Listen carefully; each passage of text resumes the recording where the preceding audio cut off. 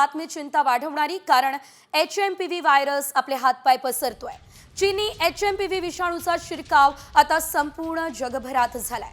Britain या ठिकाणी सुद्धा HMPVच्या रुग्णांची संख्या वाढतेय। स्पेनमध्ये HMPVने हाहाकार माजवलाय। स्पेनच्या हॉस्पिटल्सच्या बाहेर रुग्णांच्या मोठ्या रांगा लागल्या।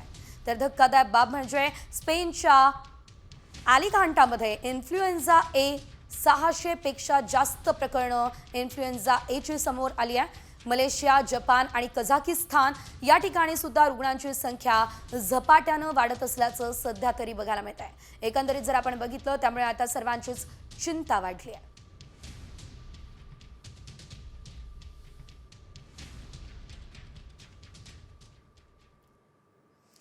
तर HMPV या व्हायरसचा धोका लक्षात घेता केंद्र सरकारही अलर्ट झालंय।